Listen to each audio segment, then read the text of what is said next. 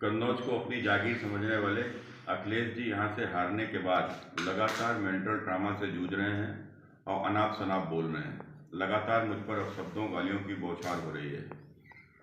अब मैंने उनसे क्वेश्चन पूछा, उन्होंने उत्तर नहीं दिया, लेकिन आज मैं सर्व मीडिया के माध्यम से भी उनसे पूछना चाहता हूं, वो जवाब दें। 12 वर्ष सांसद रहते हुए उन्होंने कन्नौज के लिए क्या कार्य किए व उनकी पत्नी ने 60 वर्षों में क्या कार्य किए। मुख्यमंत्री रहते हुए कोई प्रोजेक्ट किया, उसकी चर्चा इसलिए नहीं क्योंकि मैं केवल सांसद हूँ। और लगातार अखिलेश जी व उनके लोग सोशल मीडिया से मेन स्ट्रीम मीडिया में मुझे से अनेकों सवाल करते हैं।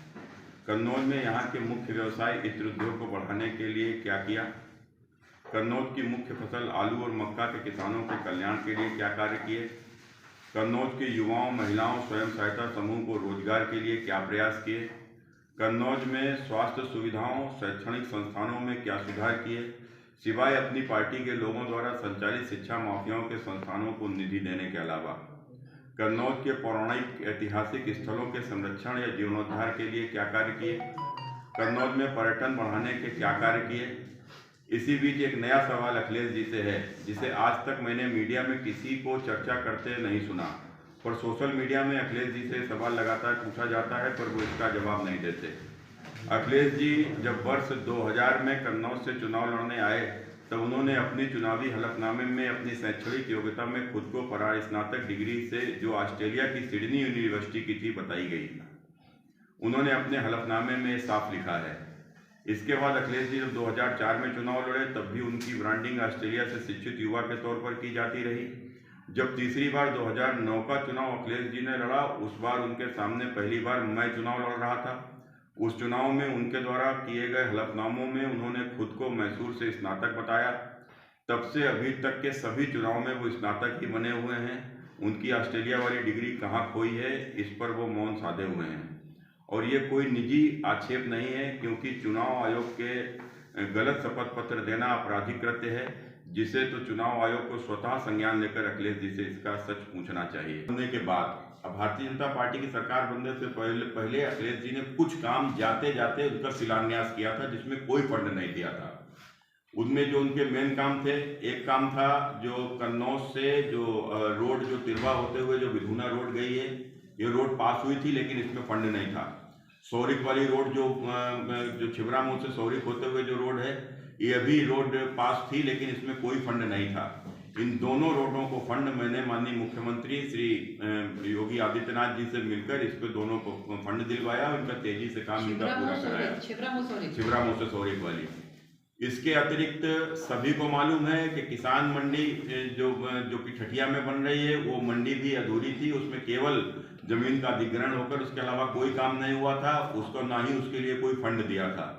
वो अभी फंड हम लोगों ने मिलकर मुख्यमंत्री जी से और इन विषम परिस्थितियों में भी हम लोगों ने उसको फंड दिलवाया और फंड दिलवाने के बाद उस काम को भी हमने पूरा कराया।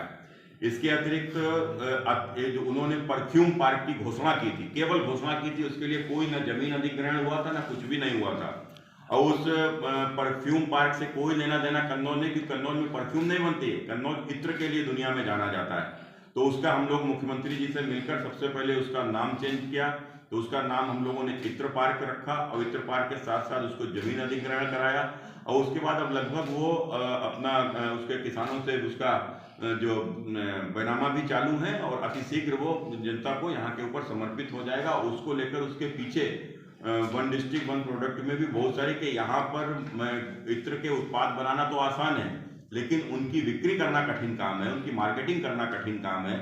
तो उसकी मार्केटिंग के लिए भी लगातार सरकार के द्वारा, हमारी सरकार के द्वारा इसमें प्रयास किए जा रहे हैं। और अभी विदेशों के साथ में हम लोग वहाँ से लोगों को यहाँ के बुलाने का भी हम लोग प्रयास कर रहे हैं। तमाम मेलों में यहाँ के लोगों को सरकार की सब्सिडी के द्वारा भेजने का भी प्रयास कर रहे हैं। हम लोगों ने जो हम लोग बाहर विदेशों में जो यहाँ के सैंपल जाएं, उस सैंपल का भी जो खर्चा है वो सरकार दे, इस प्रकार की भी हम लोगों ने व्यवस्था उसमें की है। और लगातार इसमें एक व्यापारियों का एक जो कमेटी बनाई गई है जो इसमें अपने सुझाव दे रहे हैं, उन सुझाव पर भी विचार होंगे। अखिलेश जी केवल यहाँ के ऊपर राजनीति किए हैं, और राजनीति न किए होते और उसके साथ साथ अपने कमीशन की चिंता न किए होते, तो शायद भारत सरकार से जो 1000 करोड़ का जो उमरदा में जो अपना डेयरी है उसको जो उन्होंने खोला थे, उसके क्या कोई सर्वे किया? काऊ मिल्क प्लांट लगाने से पहले आपने सर्वे किया कि यहाँ पर काऊ कितनी है और काऊ का दूध कहाँ से आएगा, गाय का दूध कहाँ से आएगा? कोई सर्वे नहीं, कुछ नहीं, और ना ही वहां तक जाने की कोई रास्ता, लेकिन कुछ नहीं। अपने लोगों को लाभ देने के लिए अपने लोगों की जमीन अधिग्रहण हो जाए और भारत सरकार के मिले हुए पैसे से हमको कमीशन कैसे मिल जाए, इसके अतिरिक्त उनकी कोई चिंता नहीं रही, ना इसके अतिरिक्त उनका कोई काम रहा है। जितने वर्ष यहाँ पर रहे मुख्यमंत्री रहते हुए तो केवल अपने और अपने लोगों का विकास करने का काम किया है। और आज जिस प्रकार से मेरे ऊपर आरोप लगा रहे पान खाने का, पान मसाला खाने का, तो पान मसाला पान खाने के अलावा तो इन्हें कुछ मिला नहीं। अगर आरोप क्या होता? आरोप हम इनके ऊपर भ्रष्टाचार का लगा रही है, मेरे ऊपर लगाए आरोप भ्रष्टाचार का। हम इनके ऊपर कमीशन लेने का आरोप लगा रहे हैं, मेरे ऊपर लगाए कमीशन लेने का आरोप। ये इस प्रकार का हम इनके ऊपर गुंडागर्दी को बढ़ावा देने का आरोप लगा रहे हैं, लगाए मेरे ऊपर गुंडागर्दी को बढ़ावा देने का आरोप। इनके कार्यकर्ताओं को ने इनके रहते हुए कितनी जमीनों पर अवैध कब्जे किए, उसका सबसे बड़ा उदाहरण आपने देखा होगा कि समाजवादी पार्टी का नेता दिगंबर सिंह यादव ने जिस प्रकार से जमीन पर अवैध कब्जा किया और वहां के ऊपर कार्रवाई हुई है।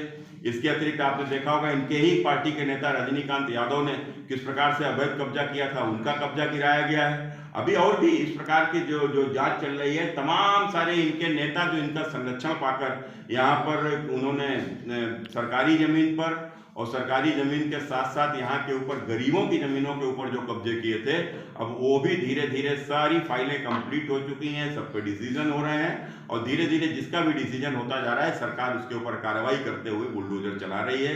अखिलेश जी, इस प्रकार का जो आचरण उनका है, जिस प्रकार का उनका व्यवहार है, वह सब जनता के सामने है।